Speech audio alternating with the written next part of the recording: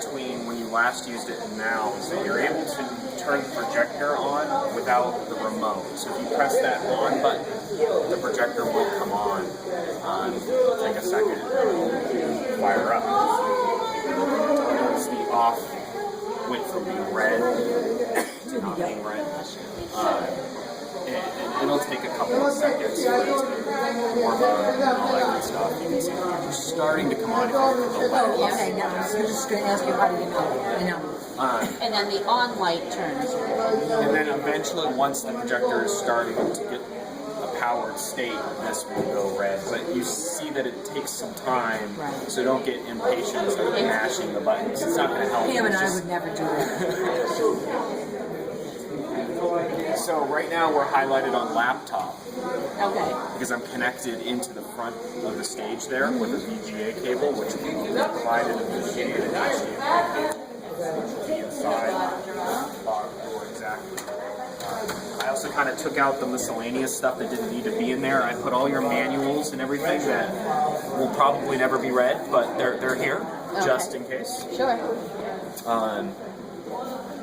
I don't know if you've played around with these during movie night. The hearing things, right? The hearing assists. Okay, excellent. You just may turn them have on, a need for them. and by turning them on, you just use the scroll wheel here, so it's off, and then you just, this is also your volume, so it'll get louder and louder. Right now they all have like the little earbud, it's just a single mono earbud, but we have these little adapters that go around the necks of people who have hearing aids. Right. It transmits into their hearing aids. Okay. I think you've got 3 of those, or 2 of those. 2 of that, but you've got a total of 5 of these devices.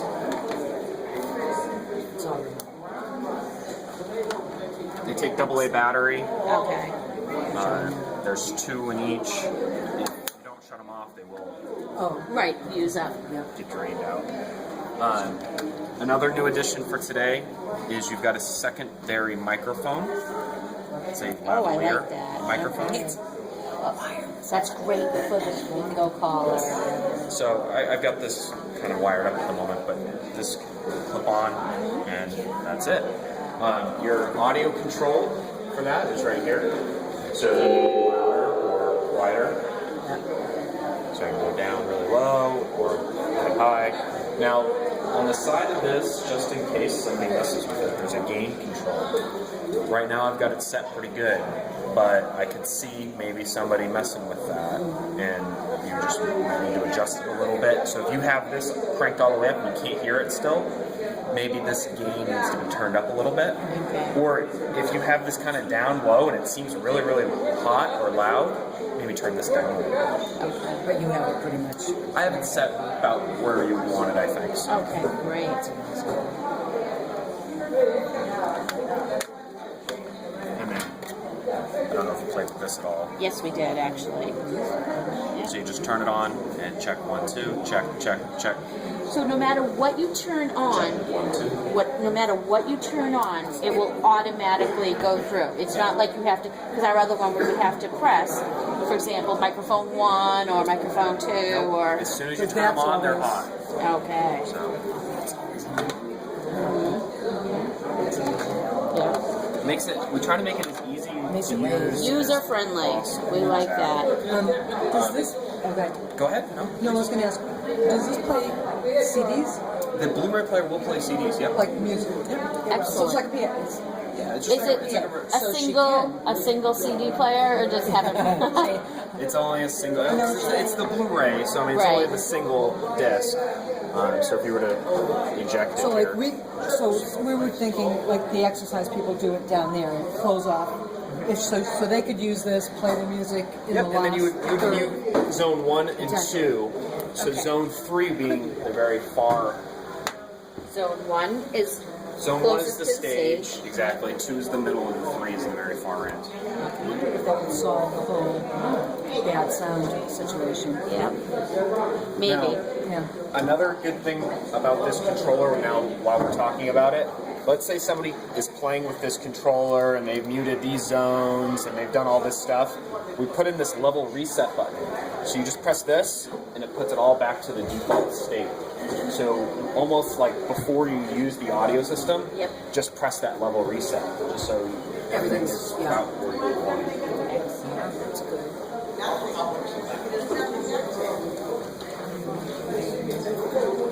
So you've got audio control, which is controls all of the speakers and the microphones and all that great stuff.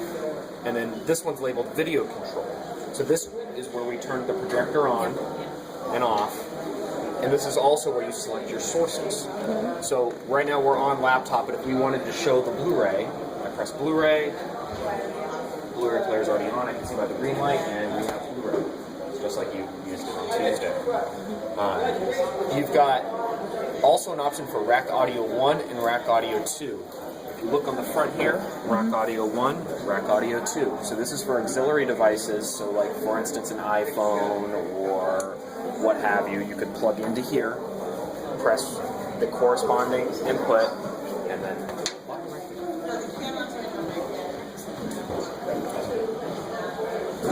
you have the next option says aux audio. That is in the front of the stage, labeled aux audio. Wireless is not an option that you have at the moment, but that was something that was requested for the future. So right now, if you press that button, it does activate an input on our switcher here. So all you need to do is just get this device, plug it in, and it would be good to go. It wouldn't require like a return trip for us to reprogram anything. That was the kind of the idea. Video mute will literally just make it no picture. So probably won't use the video. Shouldn't have to. Right. Go back to Blu-ray. So if we say we wanted to live stream something off the internet with a laptop, we just You would just plug into the laptop input here. And right now I've got my laptop connected. And if I were to start playing, I'm going to start playing a video.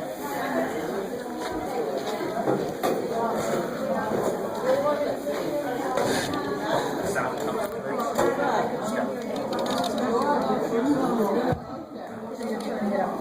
Look at the thin side. There's multiple points of control for any volume.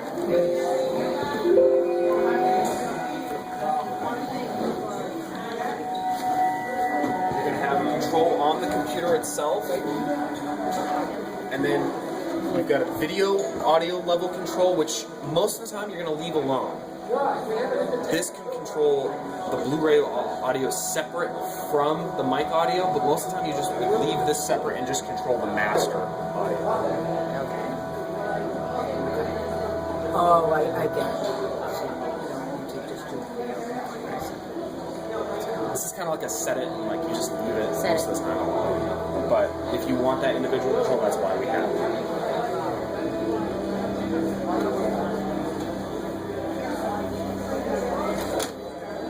That's the whole system. Excellent. So what if you wanted to plug in an instrument? Plug in what?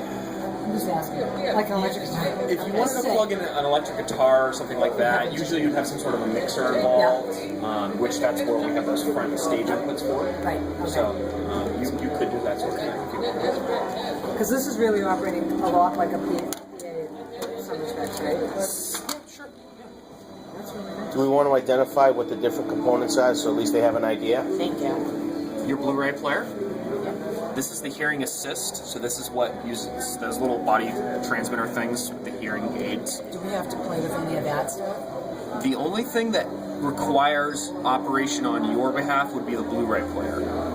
And we have a remote in here for the Blu-ray player, so it operates just like any home Blu-ray player. In fact, that's what it is. It's just a Sony Blu-ray player that you would use in your house. Open, close, all that great stuff. Works right from this remote. Next down are your microphones. You've got Shure on channel 1.1. This is the handheld microphone. Shure on channel 1.3. This is the body pack transmitter lavalier. This is just a network switch. This powers some of our components in the system, including our control panels. If for some reason something isn't lit up, this may have gotten unplugged slightly, or somebody may have messed with it. Just check that connection, and we'll plug right back in. This is our audio DSP for the system. This is what kind of controls our audio in the whole system. This is our video switcher, and this is our amplifier. This drawer right here has all your components. Is that always on 7? This will change depending on what you select for a video source. So if I were to hit Blu-ray right now, you will see that jump to 3. Okay. Now, these are tied together. So if I had fingers that wanted to wander here, I could press 7, and then you will see over here, And it changes. it will change. But there's no reason to touch. I would not touch any of this. Right. So Why do those blink? that just blinked because we just plugged that back in. It takes is a little delay. Is a little. It's like booting up. Yeah. Okay. If you would like, I can lock this front panel out so nobody can actually touch it if you'd like. That takes You're 2 saying seconds. there's no need to touch it. There's no need to touch it. I wouldn't ever touch it. On most systems, I do lock it out. Yeah, Why don't we please do do. Okay. The cart is on wheels, but you are limited by the cord that's Of on the course. wall. Just be mindful. But there's no need for us to have to move that anyways. No, I mean, the wheels are mostly for our convenience, I think. Yeah, once it's set, it's set. We'll work around, obviously, the stage for other things. These things have to be like cleaned. Right now, we've got the air coming out, Yep. so it shouldn't get too dusty. There's no filters or anything like that. I mean, after 10 years, probably something might need to be like kind of dusted out. Yeah, But it should be pretty good. excellent. And just in case, is there a contact information? Is that in the package? There's nothing in that, but eventually I think that we're going to be providing a full Manual. manual, Excellent. O&M, basically, that will have any contact information for us. Right. So, One question: what happens in the event of a power failure? in the event of a power failure and this stops working, it plugs back in, it'll just reboot. Reboot. Just like And how I It'll unplugged this. reboot by itself though, Yeah, right? you don't Because have it's to- already There's wired. no, like, master power button on or off. We basically leave this on all the time. Or we don't have to reset it. There's Right. nothing to reset. There's no UPS in this system or anything like Okay. that would require you to like go in the back and like try to find the reset button or anything like that. It'll just power back up. So it should be pretty hands off most of the time as far as Yes. And this over here,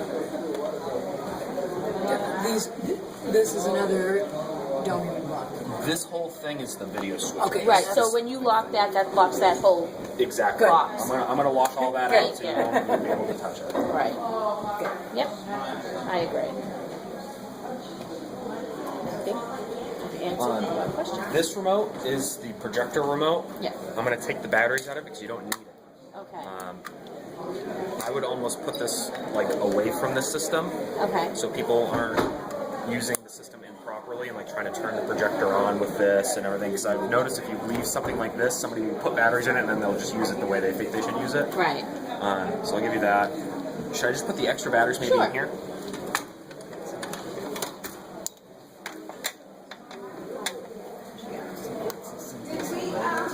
Yeah. I think you've answered all our questions. Yeah, that's It's a lot to great. throw at you real quick, but you'll end up having our contact information. What, to get the discount? You just press it. You can press it, or on the remote it's going to eject. Okay. I just think Oh, that's there? probably almost easier. So. Yeah. And that's all anybody should have to do is open this up, press that button, put the CD in, Oh, close you're it. gonna need your remote to pick them, right? It depends on the movie. So like some movies they'll autoplay. Some of them you have to go and And like hit Go to play. hit the menu and hit. So we need the remote for that. Right. You'll need this remote. Good. not Right. that remote. Oh, the Right. little This- one. okay. Yeah, that's just to turn the projector on and off, which I have Okay. Yes. This is the eliminated. projector. Right. So Okay. this will be like when you pick your menu Exactly. and scenes. Okay. Right. Or if So you needed to that's- skip the chapter or whatever. Yeah, exactly. Yep. This has smart functionalities like Netflix and things like that. However, We're not hooked up. you're not hooked up for that. I think that this is wireless capable. So if somebody who's savvy wanted to hook it up to the internet, they probably could, and you probably could get Netflix and things like that, but it just wasn't something. Wasn't in the scope. Did you put it on your You could put Netflix on your laptop and just fire it up. Absolutely. Can we go over the connections in the front of the stage?